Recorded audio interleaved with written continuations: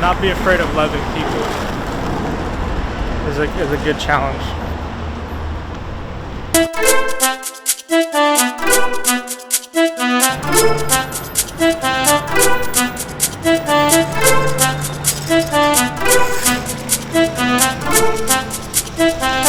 I love New York.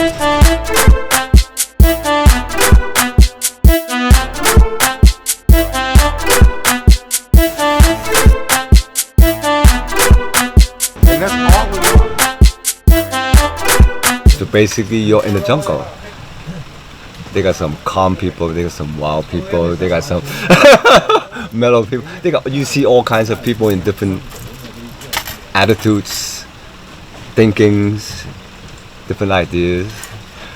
So that's what you really have to watch, listen,